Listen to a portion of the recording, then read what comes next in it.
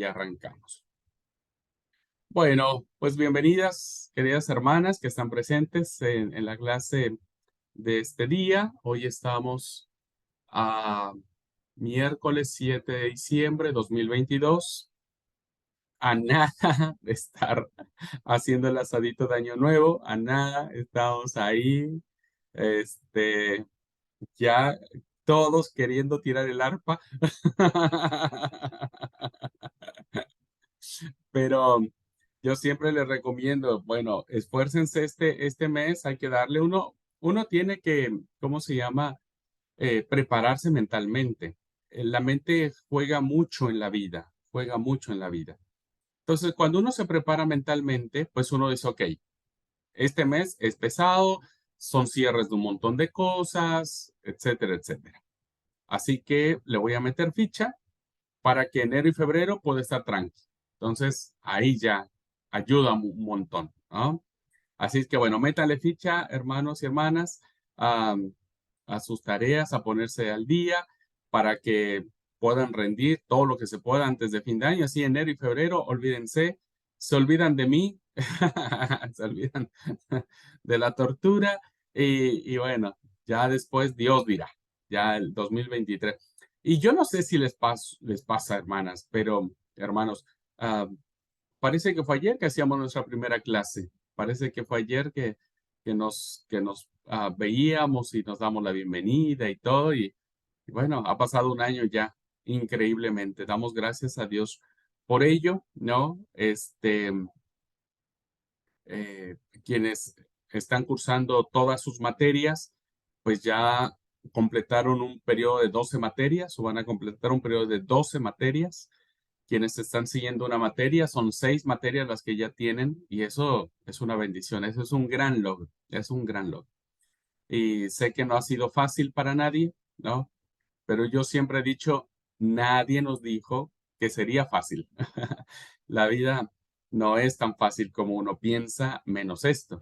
Así que bueno, me alegra un montón que estemos ya en la recta final, no solo del año, sino también de nuestra cursada.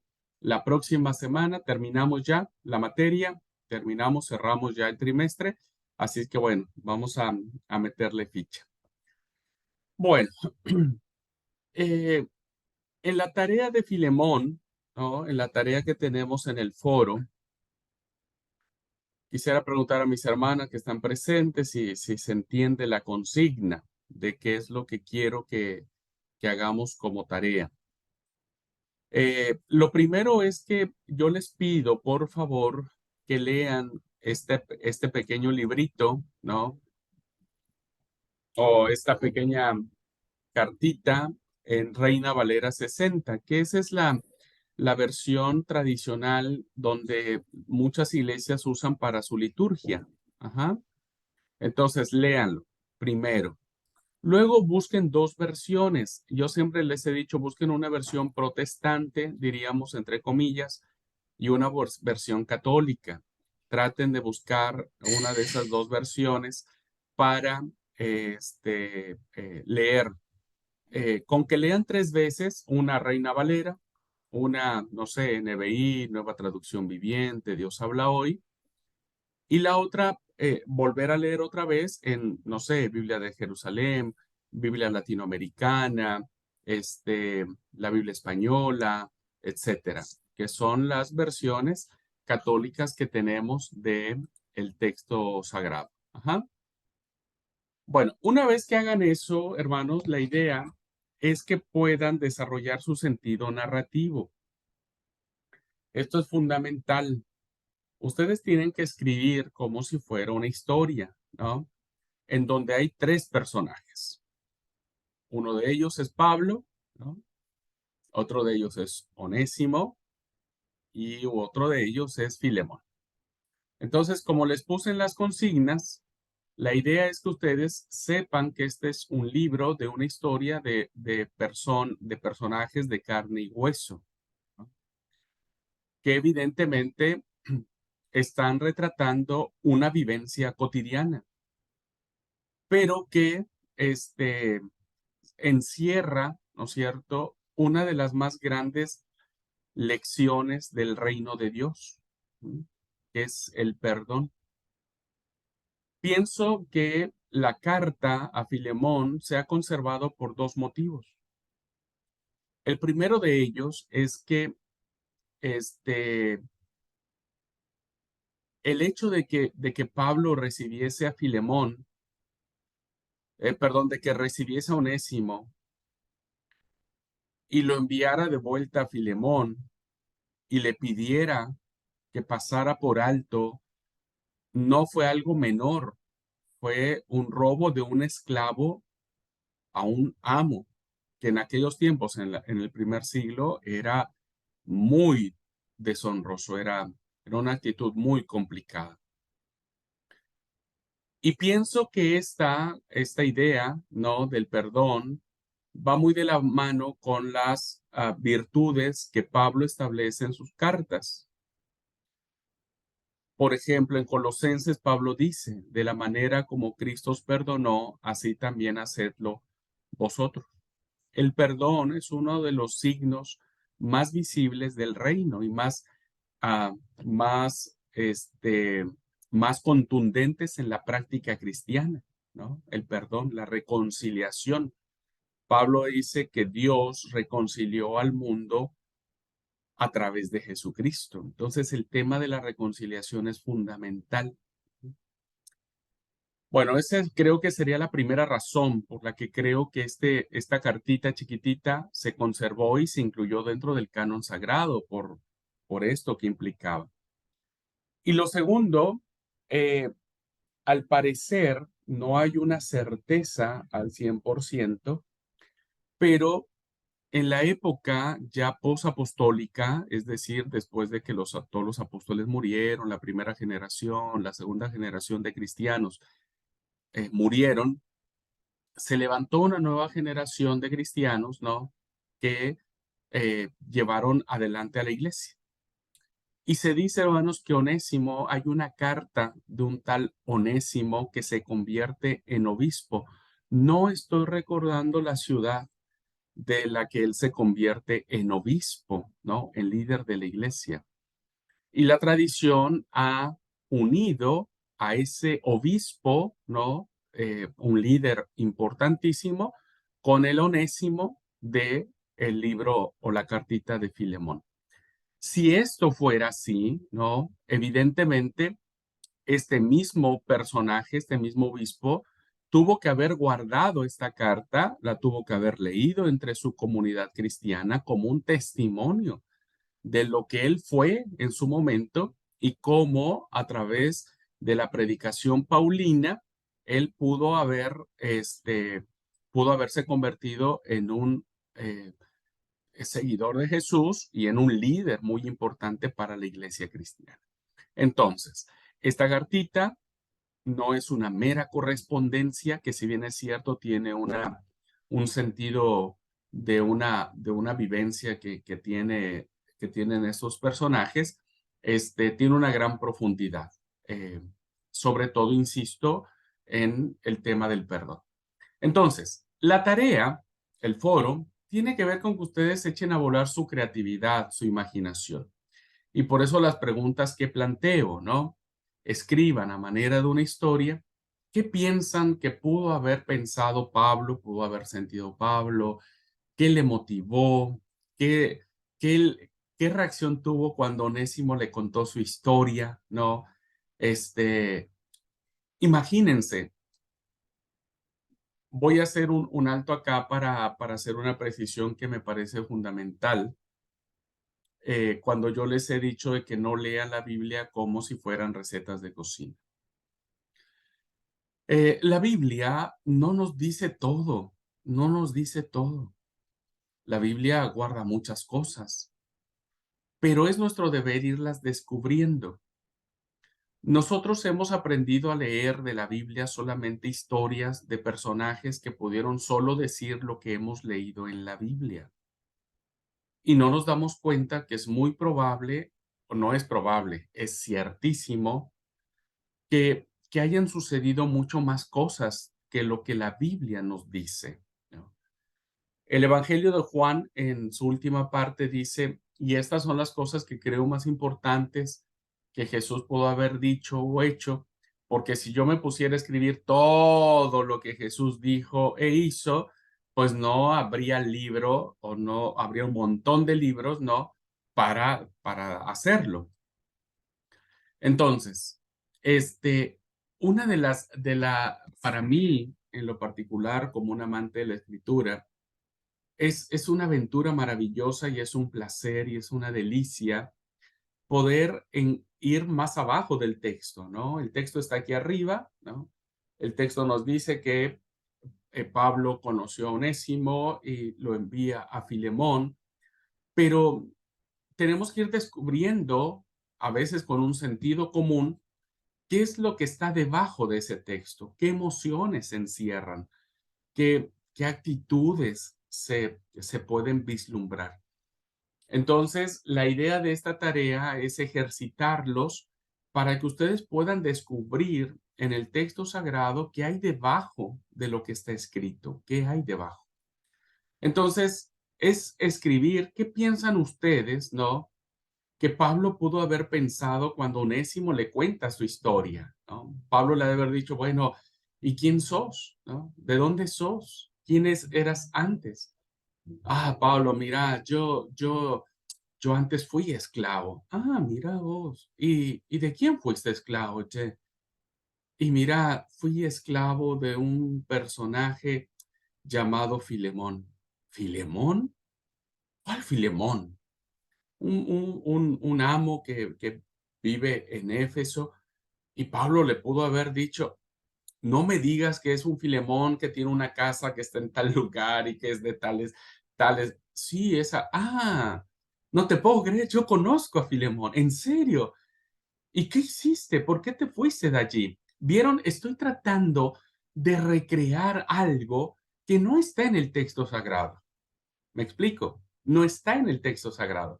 Pero cuando no vemos qué hay debajo, perdemos ese sabor, esa esencia, ese dinamismo, como les dije en la clase pasada, ese dinamismo que tiene la vida misma, ¿no? Ah, es que, y no sé si decírtelo. Y bueno, decime, ya has aceptado a Cristo, Cristo ya te perdonó de tus pecados. Ahora decime, y mira, y no sé, qué sé yo, mejor otro día te lo cuento, ¿no? Que eso nos pasa a todos nosotros. Cuando alguien tiene que confesar su pecado, uno le da mil vueltas, ¿viste? Le da mil vueltas al asunto, le da mil vueltas. Eso yo quiero que descubran. Siéntense un poco, reflexionen. Esta es una tarea no para hacerla al golpe y porrazo, decimos en mi tierra, sino es una tarea para ir descubriendo, ir jugando un poco con seriedad, sí, con mucha seriedad, con mucho respeto a la palabra de Dios, pero no olvidando, ¿no? Lo que significa el hecho de que Onésimo le haya contado a Pablo. Entonces, ¿qué emociones pudo haber tenido Pablo? ¿Qué creen que pensó Pablo cuando Onésimo le cuenta eso? Luego pasamos con Onésimo, ¿no? Habrán sido sus reacciones, qué sintió, cómo creen que fue ese camino de cuando salió de la cárcel a la casa de Filemón, qué le habrá pasado, ¿no? Este, Muchos hemos vivido esas cosas en donde tenemos que ir a la casa de alguien a pedir perdón y mientras vamos en el auto y mientras vamos caminando decimos, no, mejor no voy, no, mejor no le digo, no, mejor lo dejamos así, ¿no? Hay un montón de emociones ahí, hay un montón de situaciones que se presentan, ¿no? Entonces la idea es qué piensan que sintió Onésimo, cómo lo habrá tomado. ¿Ustedes creen que Onésimo se resistió a un principio cuando Pablo le dijo, bueno, tenés que volver a ver a Filemón? ¿Creen que Onésimo dijo, no, ni loco que voy a ir? Mandame a otro lado, menos a ir a poner mi cara ante Filemón. Y bueno, en el caso de Filemón es, ¿qué creen que haya sentido cuando vio a su antiguo esclavo entrar por la puerta de su casa, ¿no? Tal vez estaba tomando un matecito, un tereré, bueno, sé que no había en esa época, pero tal vez estaba en la terraza de su casa y meditando y una criada fue y le dijo, amo, te hablan. ¿Y quién es? Y no me va a creer quién es. Bueno, ya, decime quién es. Y Onésimo. ¿Cuál Onésimo? Y el que le robó. Ah, no te puedo creer. ¿Qué, qué es lo maravilloso de esto? Miren, este, ¿se acuerdan que yo les había recomendado el libro de Taylor Caldwell, que es El Gran León de Dios, que tiene que ver con Pablo? Quienes han tenido la oportunidad de empezar a leerlo, porque creo que no lo han acabado, no lo podrían acabar muy pronto, pero quienes hayan tenido la oportunidad de leerlo y que no, los animo, este, este género literario de la narrativa es muy rico, hermanos, es muy rico, porque leerlo en un libro con una magistralidad como lo hace Taylor, te despierta tantas emociones, te despierta tanta creatividad, te mete por rincones, ¿no? Que vos pensás que no existen o que no funcionan, ¿no? Pero te va metiendo, te va haciendo leer las cosas, te va haciendo imaginarte las cosas, las describe de una manera, las narra de una manera que te mete como si vivieras en el siglo primero y estuvieras en la casa de Saulo ben Gilel, ¿no? Saulo, hijo de Gilel, te mete allí, te da esa sensación. Bien, los que nos dedicamos a la enseñanza, o los que nos dedicamos a la predicación, o los que nos dedicamos a compartir la palabra, tenemos que despertar ese sentido como un recurso, pues para demostrar que la Biblia no es un libro de recetas que dice 200 gramos de esto, 100 gramos de aquello, un litro del otro, una cucharita de aceite, tal, y sale el pan, ¿cierto? O sale el guiso, sale lo que sea. Sino más bien es ir parándome en cada línea del texto y decir, ¿qué habrá sentido el escritor cuando escribió esto? ¿Qué habrá sentido tal personaje cuando leyó esto? ¿Cuál fue la reacción de la comunidad? Suponiendo que Onésimo haya sido el obispo, ¿no? De esa comunidad, ¿qué habrá sentido esa comunidad de su líder? ¿Qué habrá pensado? Ah, no te puedo creer. Yo pensé que Onésimo era un pan de Dios y resulta que fue un chorro. Eh, Todas esas cosas, uno las da por sentado, me explico, las da por sentado y uno dice, bueno, uno lee el libro y lo lee solo lo que está escrito. Así es que quiero animarles, ¿no? En esta tarea a que se desafíen a descubrir con creatividad, con imaginación, insisto, con mucho respeto por la palabra del Señor, pero con imaginación, ¿qué emociones pudieron haber sentido los personajes ante una situación de esta naturaleza? ¿Ok? Bueno, mis hermanos que están presentes, ¿tienen alguna pregunta, alguna duda, algo que quieran compartir? Los que están viendo la clase, de última, mándenme un mensajito y pregúntenme para dónde va el sentido de la... Pero bueno, ya con esta, más o menos esta orientada, ya les dije hacia dónde quiero que dirijan la actividad. Esther. Eh, ¿hay que contar la historia o solamente hacer un comentario que yo pienso que, por ejemplo, yo pienso que el apóstol Pablo lo envió a su amo para que arregle y para que se perdonen y para que tenga crecimiento espiritual? ¿Yo tengo que escribir esto o escribir todo? No, Eh, tiene que escribir eso, pero cuénteme, ¿qué cree que sintió Pablo? O sea, ¿cuáles fueron sus emociones? ¿El que usted cree que Pablo estaba seguro que Filemón le iba a hacer caso o no? Por eso no dice el texto dice que no, solamente envió la carta. Pero ¿usted qué sí. piensa? ¿Piensa que Pablo escribió esa carta diciendo, sí, Filemón me va a hacer caso? ¿O piensa que la Mm, escribió diciendo, ojalá me haga caso, porque si no, va a claro. ser un problemón? Eso es lo que quiero que descubran, esos detallitos.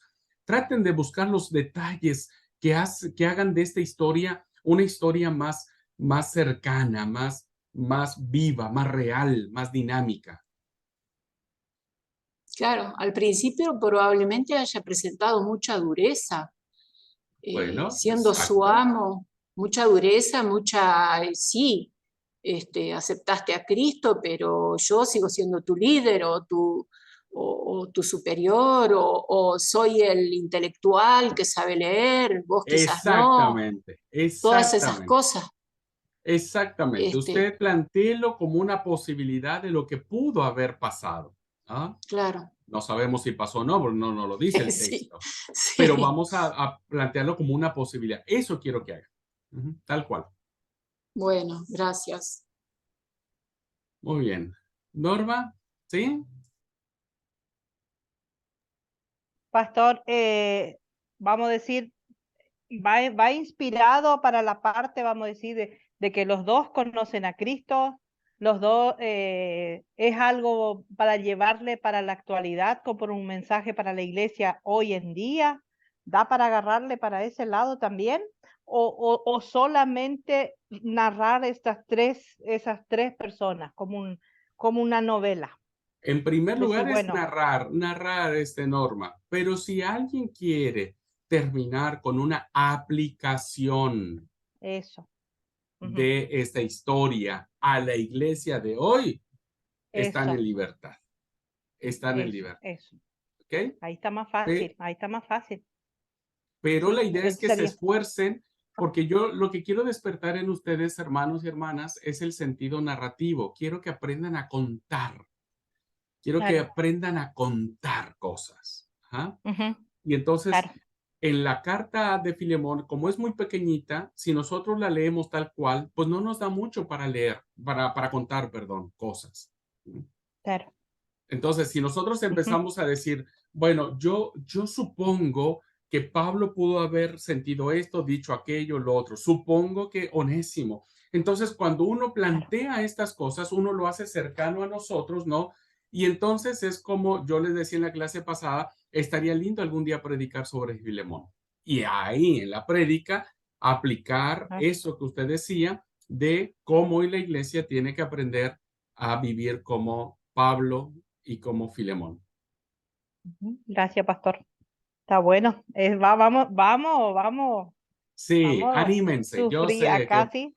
La no les va a imaginación. salir, no les va a salir la primera, pero no se preocupen. Siempre es bueno empezar, ¿ok? Y Sí, yo no, quiero que es verdad. ustedes terminen desarrollando esta creatividad de contar historias. Ajá. Está muy bueno. Gracias, pastor. Vamos a hacerle Bueno, lo mejor que podemos. sí, sí, va a salir, va a salir. Bueno, vamos entonces, voy a compartir la pantalla porque seguimos analizando este, de manera muy general lo que tiene que ver con las cartas paulinas. ¿Ah? No estamos adentrándonos a ellas como tal, porque es un mundo.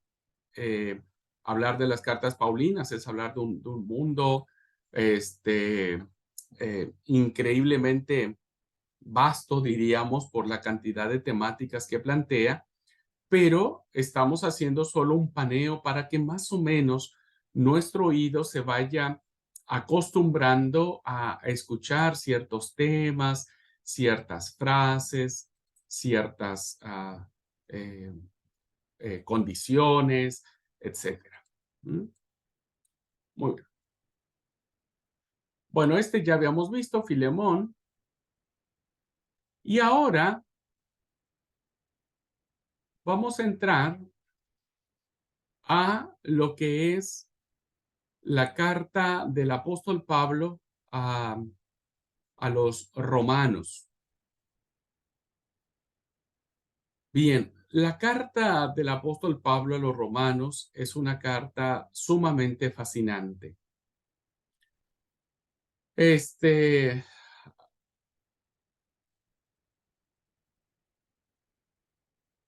antes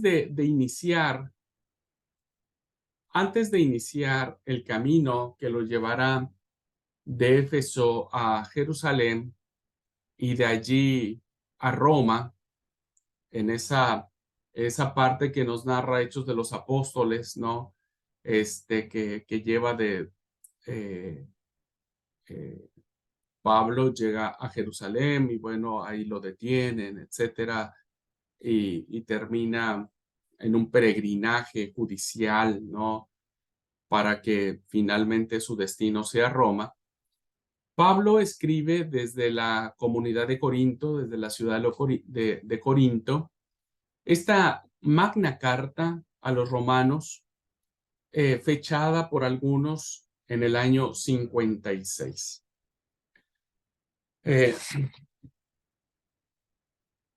Es una carta doctrinal, eminentemente, es un tratado de doctrina, la carta a los romanos. Si nosotros comparásemos, pusiésemos en comparación la cartita de Filemón, ¿no? Con el tratado teológico de Romanos, hay una diferencia enorme. No solo en la extensión, que ya de suyo propio, a todas luces, sabemos que la cartita de Filemón es pequeñísima en comparación con la enorme carta de la carta a los romanos. No solo lo diferencia en ese tamaño de proporción de escritura, sino en el tema que aborda. Ya lo vimos en la carta a Filemón, estamos teniendo a un Pablo que está tratando de resolver un problema personal de otra persona, está poniendo la cara por otra persona, pero en la carta a los romanos, ¿no? Es uno de los textos antropológicos y teológicos más importantes de la humanidad. ¿Por qué? Cuando hablamos de la antropología bíblica, tiene que ver con el ser humano, ¿no? Tiene que ver con la esencia del ser, de las personas. Y cómo el ser se relaciona con la divinidad, ¿no? Con Dios. Y entonces, en este tratado teológico, en esta carta doctrinal, Pablo expresa qué idea él tiene de Cristo, qué idea él tiene de Jesús. Y evidentemente va a plantear a Jesús y a los méritos que él ha dado como suficientes para la salvación. Esta es una carta donde aborda diversos temas teológicos que tienen que ver con el ser humano, principalmente en los temas de la justificación y de la salvación. La justificación y de la salvación. Y pondrá en evidencia en la carta a los romanos, Pablo pondrá en evidencia que la fe va a ser fundamental para aceptar a Cristo y para obtener la salvación solo por la fe en Jesús. Está dirigida esta carta a la capital de un imperio, que en ese momento era el imperio romano, ¿no? Roma se había convertido, como sabemos, en el gran imperio que sucedió al imperio griego.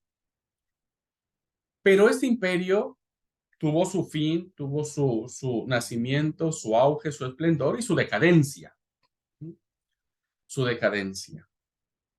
Sin embargo, hermanos, es contrastante cómo esta carta dirigida a un imperio glorioso, a un imperio poderoso, a un imperio que marcó su impronta hasta la fecha o hasta el día de hoy, ¿no? Muchos seguimos estudiando las instituciones romanas en cuanto a la aplicación de la justicia, por ejemplo, ¿no? Pero tuvo su fin, terminó. Sin embargo, lo que Pablo expresa a través de esta carta dirigida a la capital del imperio sigue siendo una palabra básica de vida y de esperanza para los cristianos. Es en esta carta donde encontramos el maravilloso pasaje que todos nos conocemos, ¿no? Y sabemos que los que aman a Dios, todas las cosas les ayudan a bien. Esto es conforme al propósito hemos sido llamados. Por lo cual estoy seguro que ni la muerte, ni la vida, ni ángeles, ni principados, ni potestades, ni lo presente, ni lo porvenir, ni lo alto, ni lo profundo, ni ninguna cosa creada podrá separar del amor de Dios que es en Cristo Jesús, Señor nuestro. Palabras hermosas y maravillosas, ¿no? Encontramos, es en esta carta donde encontramos ese texto que dice que si confesares con tu boca que Jesús es el Señor y creyeres en tu corazón que Dios le levantó de entre los muertos, serás salvo. Es fe en Jesús, fe en Jesús. Porque la fe, dice Pablo a los Romanos, capítulo 10, versículo 17, porque la fe viene por el oír y el oír por la palabra de Dios. Es la fe, ¿no? Tenemos el maravilloso capítulo 8 de la evidencia del Espíritu, porque Pablo habla de una libertad espiritual gloriosa como un tema teológico. Entonces, sin romanos no pueden entenderse ni la teología cristiana actualmente, ni los movimientos filosóficos de la modernidad europea. Porque todo lo que se gestó en esta carta, hermanos, permeó todo el Imperio Romano, principalmente el continente europeo. Y hoy se han escrito un montón de libros, Hay personas que se han especializado exclusivamente en la carta de Pablo a los romanos. Porque es la carta más importante de Pablo. Es la obra cumbre, ¿no? Diríamos, es la perla de la corona, es la cereza de la torta. La carta a los romanos ya refleja, hermanos, el pensamiento mucho más maduro de Pablo. Mucho más maduro. Bien, ¿cuál es el mensaje fundamental que encontramos en Pablo? Primero, Romanos es la culminación de todo el pensamiento de Pablo. Es como, insiste, les he dicho, es la obra culmen de su teología, de su percepción, de lo que él consideraba que era la fe en Cristo Jesús, el que murió en la cruz del Calvario por nuestros pecados conforme a las Escrituras. Que entiende la vida como enfrentamiento apocalíptico entre el bien que ofrece en Cristo y el mal de la humanidad. Por eso encontramos, hermanos, en el principio de su carta, diciendo,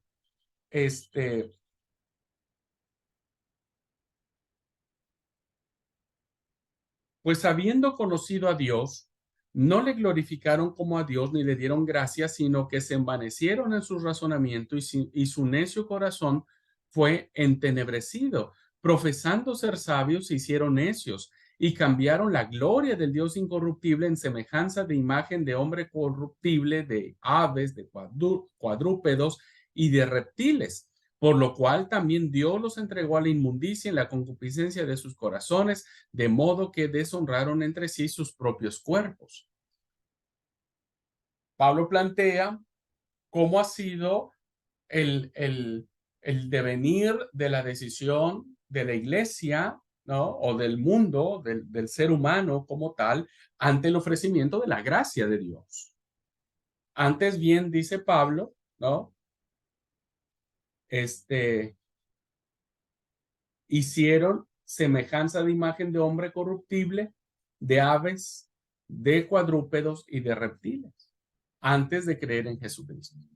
En este contexto, ¿no? El ser humano solo puede salvarse por la fe, es decir, por la gracia. Por eso Pablo explicará, ¿no? En el capítulo 1, versículo 16 y 17. Porque no me avergüenzo del evangelio, que es poder de Dios para salvación a todo el que cree. La fe.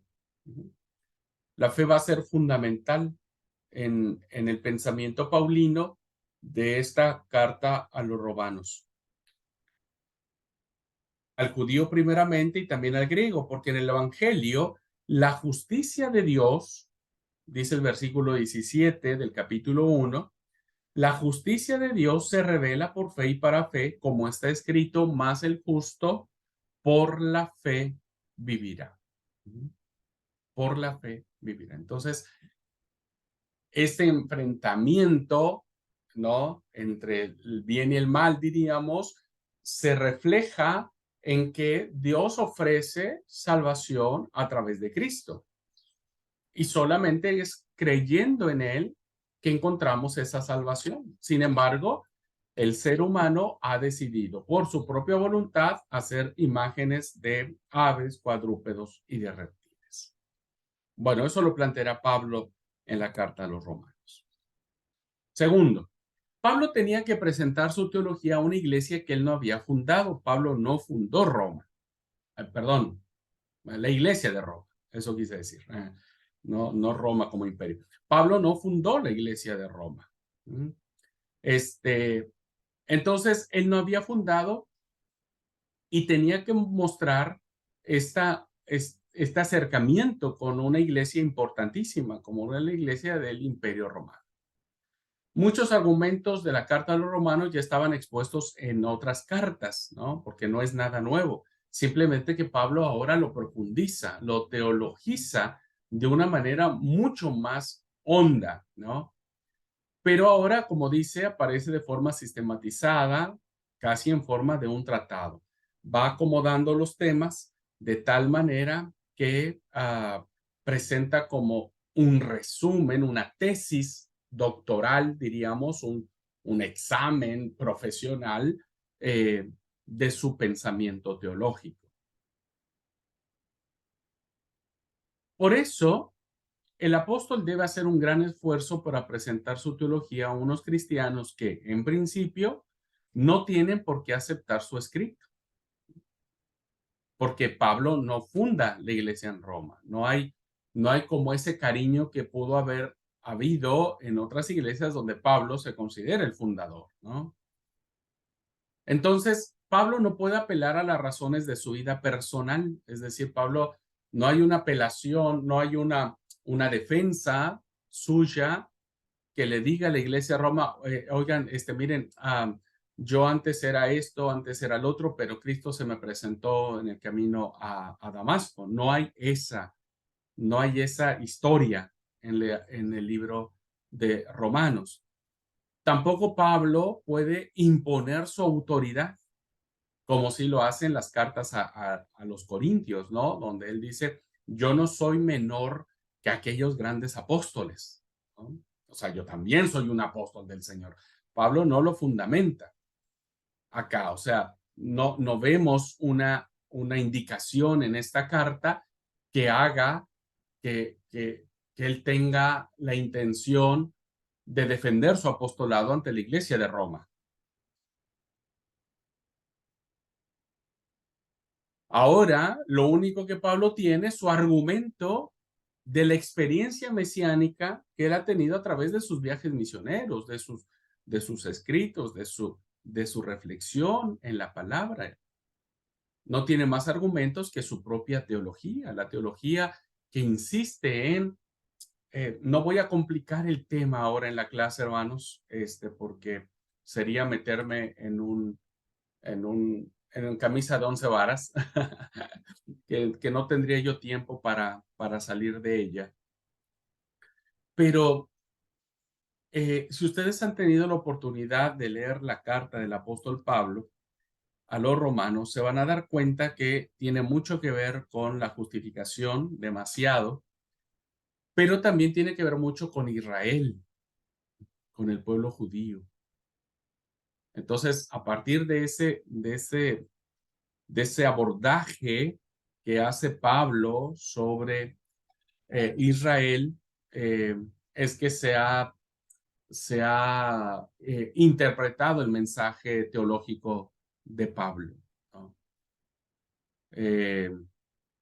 Así que bueno, me voy a reservar para cuando lleguemos a las cartas paulinas, tengamos toda toda la cátedra, ahí vamos a explicar sobre el tema de Israel, ¿no? La elección de Israel, que Pablo aborda de una manera interesantísima y que nos deja vislumbrar cuál era su postura en relación a este tema, ¿ok? Al tema de la elección a Israel, de la ley, de la Torá, etcétera, etcétera. Bueno,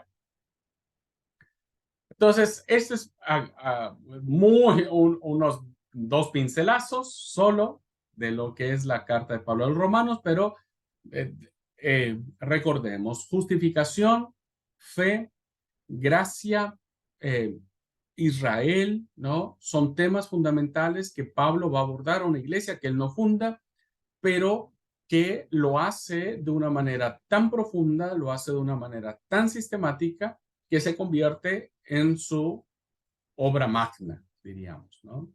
En su obra magna de todas sus cartas.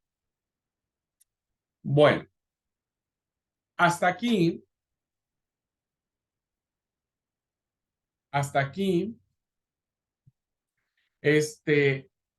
estamos, hermanos, y voy a hacer una precisión. Me parece importante hacerlo. Hasta este punto hemos estudiado la carta de Primera a los Corintios,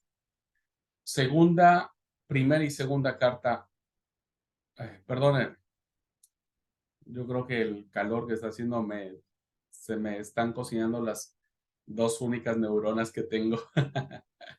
Hemos visto primera carta a los tesalonicenses. Hemos visto primera y segunda carta a los Corintios.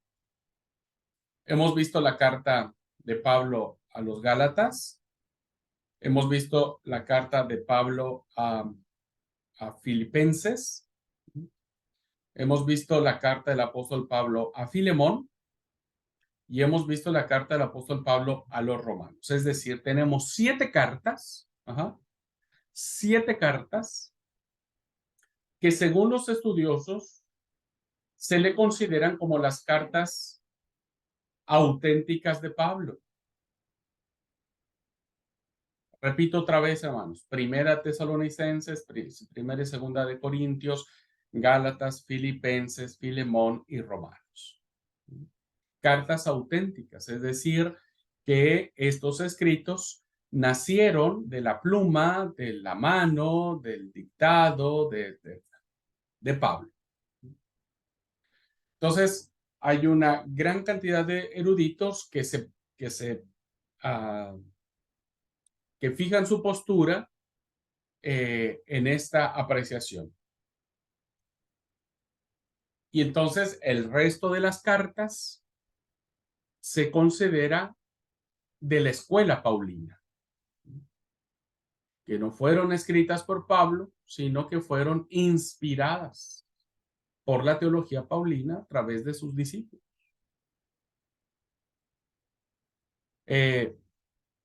Pero hay otro sector de estudiosos, hermanos, que si bien es cierto, no son muchos, son pocos, pero siguen sosteniendo la teoría de que las 13 cartas de Pablo son auténticas de él. Son auténticas de él. Las 13. No solo estas 7 que ya mencioné, sino las 6 restantes. Bueno, depende el libro y el autor que ustedes elijan, depende el sector teológico donde nos paremos, ¿no? Sea conservador, sea más liberal, depende la corriente de pensamiento en la cual nosotros nos ubiquemos, es como vamos a encontrar las distintas posturas, ¿ok? Entonces, para efectos de esta clase, hermanos, yo me he posicionado en el tema de las cartas auténticas de Pablo, que son estas 7 cartas, ¿no? Y que las 6 restantes forman parte de la teología paulina o la escuela paulina. Pero evidentemente lo vamos a plantear en la clase en términos de, de que pudieron haber sido escritas por Pablo, pudieron haber sido no escritas por Pablo, incluso pudieron haber sido cartas que en parte fueron escritas por Pablo y en partes fueron redactadas por sus discípulos. Cualquiera que fuera el caso, hermanos, cualquiera que fuera el caso, sea que Pablo las escribió o la haya escrito cualquiera de sus discípulos, entendemos que fueron escritas y guiadas por la unción del Espíritu Santo. Si no, no las pensaríamos como literatura sagrada, ¿no? El hecho de que Pablo no las haya escrito no las hace menos sagradas en lo absoluto, porque las cartas que escribe Pablo no son sagradas porque Pablo las haya escrito, son sagradas porque el Espíritu Santo le inspiró a Pablo. Pero pudo haber inspirado o a Pedro, o a Santiago, o a Juan, o a algún otro discípulo para escribir las siguientes cartas. ¿Ah? Entonces, vamos a plantear a veces que es esta carta, por ejemplo, la siguiente carta, que es la carta a la iglesia de los Colosenses. Ajá. Podemos plantear y decir, bueno, Pablo pudo haber dicho esto, Pablo lo escribió, o fue el pensamiento paulino quien lo consideró. ¿Ok? Hago esta precisión porque si ustedes hacen un trabajo de investigación, e insisto, depende la bibliografía y el autor que lean, se van a dar cuenta que muchos autores siguen defendiendo, ¿no? Y critican fuertemente a los que piensan que no son cartas auténticas de Pablo. ¿Ah? Entonces, para que sepan que hay estas dos posturas. Y lo resumo acá. Después de Romanos, de esta última carta que vimos, muchos piensan que no existen más cartas auténticas de Pablo. Muchos piensan. Pero su figura y su obra siguió siendo discutida a largo tiempo en las iglesias. Imagínense si no, hermanos, que hoy, siglo XXI, 2000, póngale los 2000 años, seguimos discutiendo la teología paulina. Sigue habiendo debates acaloradísimos en la Academia de las Ciencias Bíblicas sobre el pensamiento paulino. Ya les platicaba que hoy está de boga la nueva perspectiva radical de Pablo. Entonces, si a 2000 años de distancia seguimos hablando del apóstol Pablo, pues ¿qué habrá sido inmediatamente después de que el apóstol murió? Seguramente todo lo que dijo, con toda la gente con la que platicó, con la que sus discípulos que le preguntaban, que él contestaba, que entraban en ese diálogo, ¿no? Fue discutido durante mucho tiempo. Entonces, podríamos hablar de Pablo después de Pablo. Es decir, aunque lo escribieron los discípulos de Pablo, pero seguía siendo Pablo, porque Pablo estaba presente en esa teología, estaba presente en ese pensamiento. Entonces, podemos decir en Colosenses que Pablo escribió tal cosa, pero insisto, no porque lo haya escrito físicamente, sino porque fue su legado quien lo hizo. Entonces, se podría hablar de Pablo después de Pablo, pues sus discípulos mantuvieron su herencia y expandieron su pensamiento. Esto no era diferente, era muy común que sucediera en la literatura de aquella época. Que alguien escribiera alguna obra y que pusiera como personaje principal o como título a un personaje renombrado para darle fuerza a la obra, ¿no? Entonces, insisto, que aun cuando lo que se escribió en Colosenses, en Efesios, en las cartas pastorales, fue la voz de Pablo a través de su escuela o a través de sus discípulos quienes la escribieron. ¿Okay? Pero quien haya escrito, suponiendo, ¿no?, que fueron sus discípulos, quienes las hayan escrito también fueron guiados por el Espíritu Santo. Entonces, esto no le quita inspiración divina a la escritura. Bien, dicho lo anterior, ¿cuál era el problema en Colosas? Las iglesias de la ciudad de Colosas y su entorno no habían sido fundadas directamente por Pablo, sino por colaboradores suyos. Pues bien, en estas iglesias, algunos cristianos de origen judío, pero de tendencia más gnóstica que legalista, quisieron reinterpretar el evangelio en categorías sagradas, muy propio. Las categorías sagradas, hermanos, o los niveles sagrados son muy propios de los gnósticos.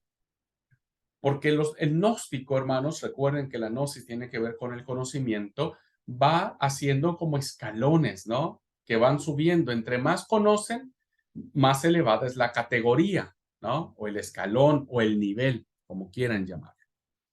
Entonces, dentro de la iglesia de Colosas se había infiltrado mucho esta línea gnóstica, ¿no? Que quería interpretar o reinterpretar el evangelio en estas categorías sagradas, propias de un tipo de judaísmo de sacralidad cósmica, reintroduciendo en las iglesias un sistema de comidas y celebraciones litúrgicas vinculadas a los diversos tiempos del año y relacionadas con ángeles celestes que aparecen como intermediarios de Dios para la humanidad. Y vemos en la carta, hermanos, de Colosas, ¿no? En el capítulo 1, cómo Pablo evidentemente va a plantear que todo lo cósmico, ¿no? Que todo lo cósmico no tiene que ver con categorías de conocimiento. Que el conocimiento que puede tenerse sobre la universalidad o el universo, diríamos, ¿no? Puede plantearse solamente a la luz de Cristo. Y por eso en el versículo 15, Pablo escribe, ya hice la aclaración, podemos decirlo así, teniendo solamente conciencia de lo que comenté. Pablo escribe, Él es la imagen del Dios invisible, el primogénito de toda creación, porque en Él fueron creadas todas las cosas que hay en los cielos y que hay en la tierra, lo cósmico, ¿no? Lo cósmico, lo universal, visible o invisible, ¿no? Lo objetivo y lo subjetivo, sean tronos, sean dominios, sean principados, sean potestades, todo fue creado por medio de Él y para Él. Y Él es antes de todas las cosas y todas las cosas por Él subsisten. Entonces, Pablo ataca claramente a través de este pensamiento que no es posible que el gnosticismo dé respuesta a lo que significa la universalidad de todos los tiempos o de la universalidad del cosmos.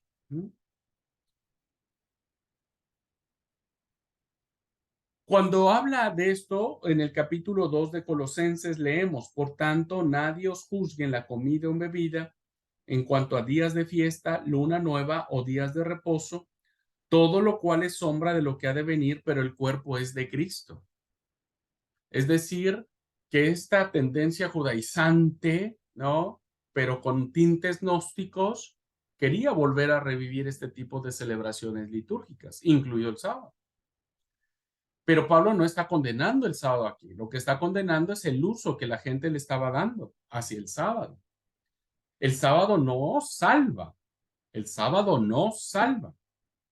Pero el sábado es el signo de la celebración del Dios creador, de ese Dios, de ese Jesús que es el todo en tronos, principados y potestades. Entonces, Pablo ataca directamente esta postura que quiere resaltar nuevamente las comidas, las celebraciones litúrgicas, ¿no? Los ángeles intermediarios, tratando de rebajar la divinidad de Jesús. Entonces, por eso es que se escribe la carta a los colosenses.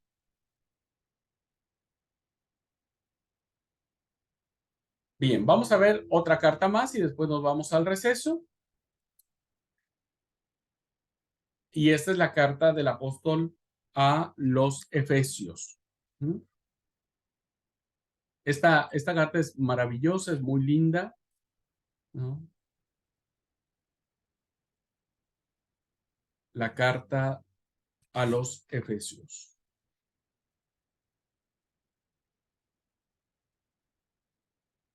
Bien, ¿qué pasaba aquí, hermanos? El pensamiento de la carta a los Efesios sabe que la iglesia de Cristo está fundada sobre el cimiento de los apóstoles y de los profetas.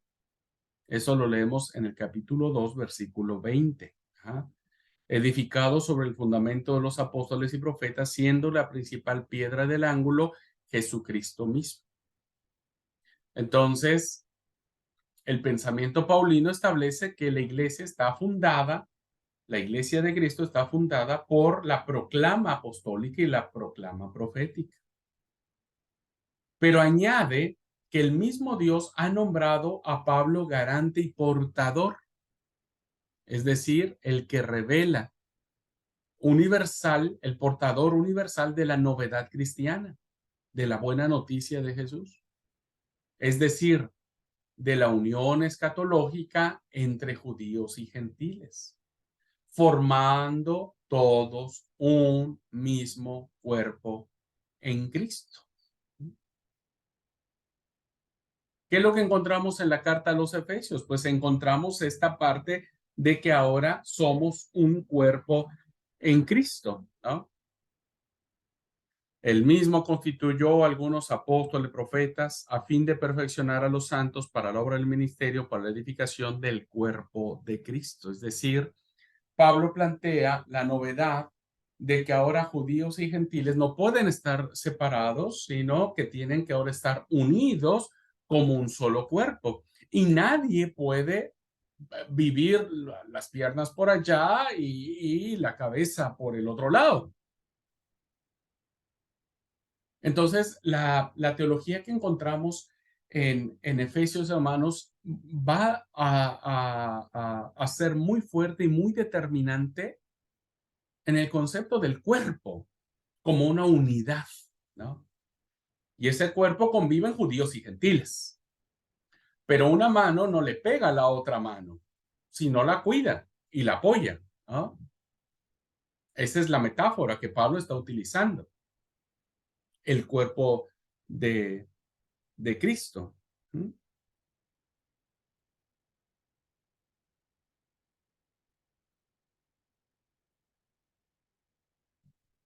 Dice el versículo 25, por lo cual, capítulo 4, versículo 25, dice, por lo cual, desechando la mentira, hablad verdad cada uno con su prójimo, porque somos miembros los unos de los otros. Somos miembros, formamos una unidad. Entonces, de esta forma, atribuye a Pablo una función semejante a la que el Señor le dijo a Mateo a Pedro en Mateo, sobre esta piedra edificaré mi iglesia, es decir, sobre la confesión que dijo Pedro, ¿no? Tú eres el Cristo, el Hijo del Dios viviente. Sobre esa confesión, Pedro, ¿no? Se convertía en un garante de la constitución de la iglesia. Ahora Pablo se convierte también en un garante, pero en la constitución de la iglesia donde judíos y gentiles tienen que aprender a convivir juntos.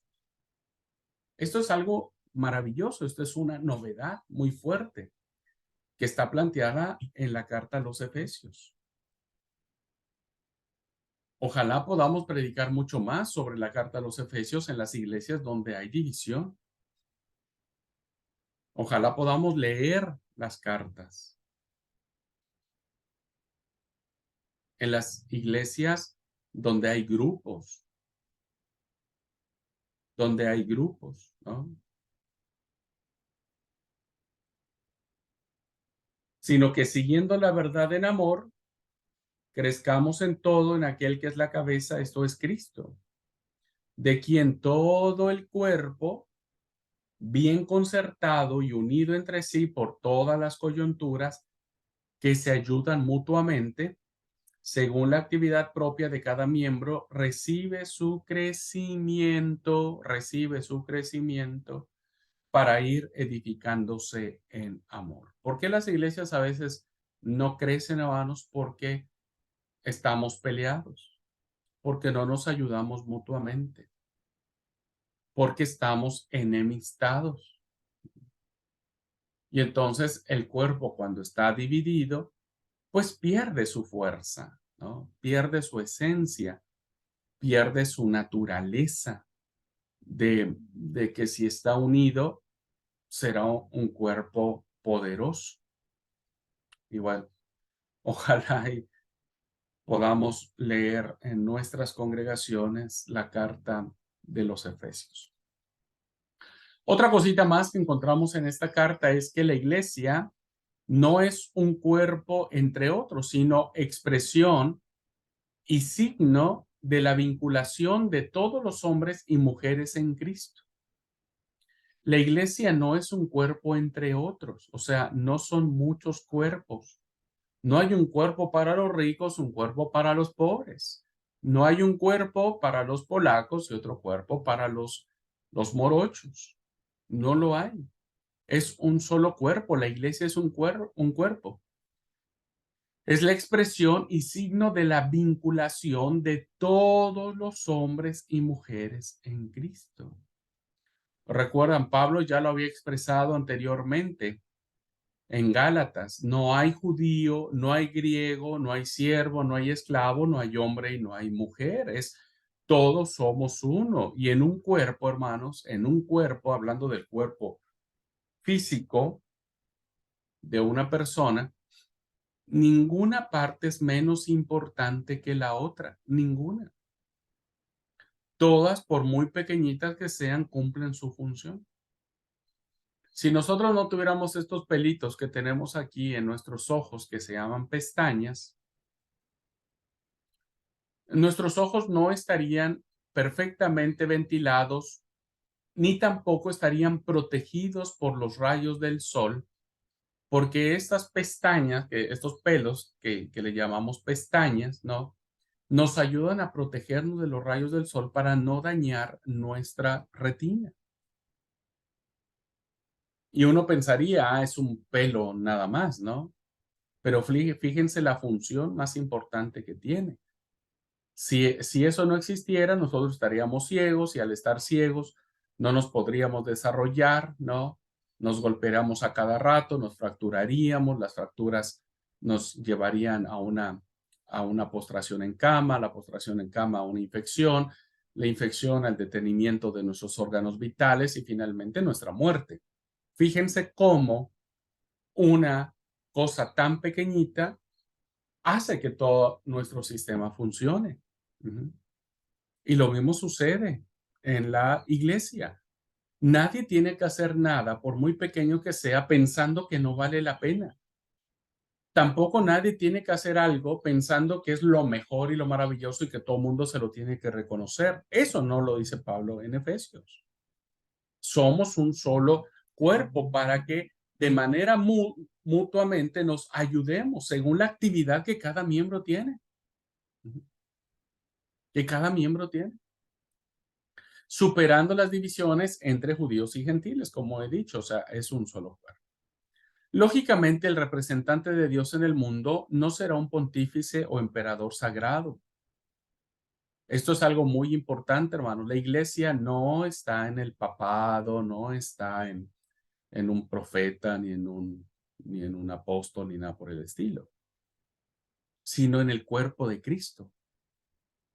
¿Cuál es el signo visible del reino? El cuerpo de Cristo. ¿Y qué es el cuerpo de Cristo? La iglesia. Somos nosotros, hombres y mujeres, donde tenemos que ayudarnos. Dejar de pelearnos, dejar de hacer berrinches, dejar de creernos más que los otros, o de pisotear a otros, o de mirar a otros por debajo del hombro, o sentirnos inferiores a los demás. Debemos dejar todas esas cosas porque si no, no creceremos. no vamos a crecer. Entonces, es el cuerpo de Cristo, hermanos. Y esto lo vemos en la carta del apóstol Pablo a los Efesios, ¿no? Porque es el testimonio y misión universal de Pablo, la inclusión, la inclusión. Fantástica la epístola a los Efesios, trae muchos desafíos, ¿no? El capítulo 5 es maravilloso, andad como los hijos de luz. El capítulo tiene que ver con el sometimiento de los unos a los otros. Esto es muy importante. Dice el versículo 21, someteos unos a otros en el temor de Dios. No en el temor a Dios. Ojo con esto, leamos bien. No es el temor a Dios, sino en el temor de Dios. Pero Pablo dice, sométanse unos a otros. Y a veces no nos queremos someter, ¿no es cierto? Yo por eso siempre les he dicho, el que quiere aprender, el que quiere mandar en su liderazgo, ¿no? Primero tiene que aprender a obedecer, porque la obediencia es más sublime. Por eso Pablo en el canto cristológico de Filipenses decía que siendo obediente hasta la muerte y muerte de cruz se entregó por nosotros, porque la obediencia es sublime. La obediencia hace a las personas grandes. A veces ser obedientes puede ser que la gente pase por encima de nosotros, pero cuando nuestra obediencia es para honrar a Cristo, Dios siempre nos terminará honrando. Si la obediencia a Cristo nos coloca en el plano, si la obediencia a Cristo nos coloca en el plano de darse por el otro, bueno, eso es lo que Cristo hizo. Solo que a veces nosotros, creo yo, pienso, queridos hermanos y alumnos, que no estamos muy dispuestos a obedecer porque no queremos que nadie nos pase por encima, ni que nos vea la cara de tontos, ¿no? Y pienso que tampoco significa que dejemos que las personas se propasen con nosotros. Pero ante la duda de que es mejor que se propasen a ser obedientes, decidan y prefiramos y decidamos mejor ser obedientes. Porque la obediencia glorifica, la obediencia hace grande a las personas, hace grande a las personas, ¿no? La obediencia nos hace humildes, nos hace siervos, nos hace mansos, nos hace prudentes en todas nuestras acciones, en nuestras palabras, en nuestros gestos, en nuestros dichos, en nuestro relacionamiento con las demás personas. La obediencia nos hace bien humildes, ¿no? Bien centrados, ¿no? La obediencia de Cristo es fundamental. Y la carta a los Efesios es un tratado maravillosísimo que tiene que ver con esto, hermanos, con esto. Someternos unos a otros. En fin, tengo mucho que decir sobre Efesios, pero no tengo más tiempo. Ok. Bueno, vamos a ir al receso y vamos a venir con esta fascinantísima carta que les va a gustar, que es la segunda carta del apóstol Pablo a los tesalonicenses. Ajá. Vamos a irnos al receso. Pero antes de irnos al receso, ¿hay alguna pregunta, algún comentario sobre estas cartas que hemos visto? Romanos es muchísimo para comentarlo en pocos minutos. Ya lo vamos a leer porque cuando lleguemos a cartas paulinas tengo mucha intención de que todos leamos al menos una carta bien leidita, bien leidita. Ya la vamos a leer. La carta a los Colosenses es una carta cósmica, es una carta que establece la primacía de Cristo y establece a Cristo como el centro del cosmos y del universo. Efesios nos habla sobre el cuerpo, la importancia del cuerpo, cómo la iglesia tiene que ser una iglesia que se ayude mutuamente, ¿no? Que se ayude mutuamente, no que se eche tierra, no que la envidia gane a los otros. La envidia es mala, es mala consejera la envidia. uh, y la carta a los Efesios nos habla mucho sobre eso, mucho de sométete. No, pero ¿cómo si aquel? Sométete. Los casados, sujétense, las mujeres, sujétense a su marido, los maridos a sus mujeres, los hijos con los padres, los siervos con los amos, porque de la manera como Cristo se entregó por la iglesia, es decir, fue obediente hasta la muerte y muerte de cruz, así también tienen que hacerlo ustedes. Es fascinante la carta a los Efesios en ese sentido de la unidad que debe existir. No significa que todos pensemos igual, pero significa que yo respeto lo que piensa Esther, lo que piensa Norma, lo que piensa Mario, lo que piensa Esme. Y en lo que yo pueda les voy a ayudar. Y mis actitudes hacia ustedes será para empoderarlos en el poder del Espíritu Santo para que cumplan su función y su ministerio. Y si algún día alguno de ustedes es mejor que yo daré gloria a Dios por ello. Si algún día yo veo que Mario es el futuro director del seminario, sería feliz, o que Esme, o que Norma, o que Esther, ¿no? Esto es fundamental y me parece que la carta a los Efesios es una de las mejores cartas que creo que hoy la iglesia, en muchas iglesias, no en todas, aclaro, no en todas, se necesita volver a leer para entender lo que significa ser iglesia. Ser iglesia. ¿Okay? Bueno, ¿algún comentario, hermanos, antes de irnos y venir con una carta fenomenal, fascinante, porque es una carta muy apocalíptica, que es la carta de los tesalonicenses, la segunda. Muy bien, algo que quieran compartir? O nos vamos al receso a tomarnos un té, nos metemos a la pileta un ratito, 10 minutos y volvemos. Más o menos entendió, hermanos, voy siendo un poco claro. Un poco, digo. Pastor, me encantó, me encantó, me encantó, me encantó. Predicó más que enseñó. Ay, no. Usted sabe que esa es Adiós. mi debilidad. Y bueno, nosotros hoy justo a la mañana, hoy en la tardecita, arrancamos un ayuno. Justamente pero digo que ¿quién fue el que le contó al pastor? Ay, justamente arrancamos un ayuno para que Dios traiga esa unidad, sí. Porque me acuerdo, usted sabe que me quedó muy grabado ese dicho. Estoy media, parece bastante salamónica. A ver. De que el pueblo romano decía, ¿no? Que cuando está dividido, está débil. Y es cierto eso. Eso es una gran verdad.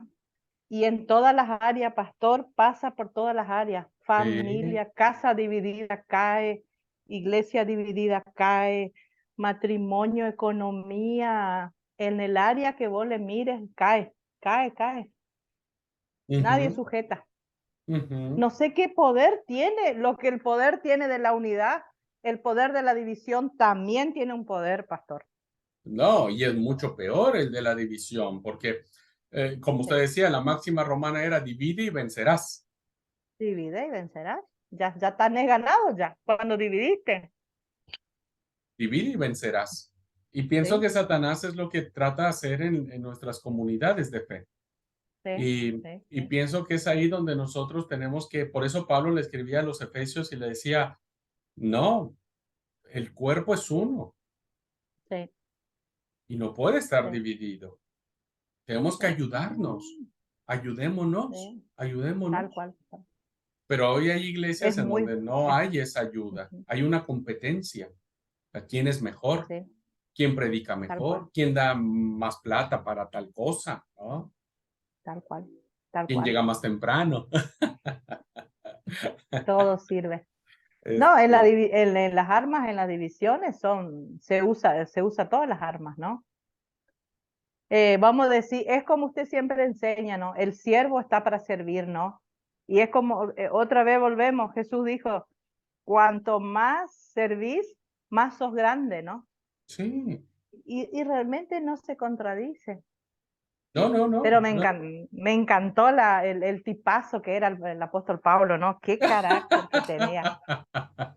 Y Qué fíjese, carácter, qué es tipazo, ¿no? 2000 años y seguimos hablando de ese cristiano. Yo en 2000 años, ¿quién se va a acordar de Abraham Marín? Pero ni ahí que alguien se va a acordar.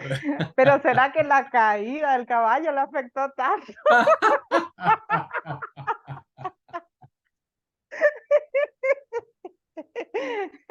Muy bien, muy Ay. bien. ¿Alguien Bueno, más? gracias, Mateo. No, por favor.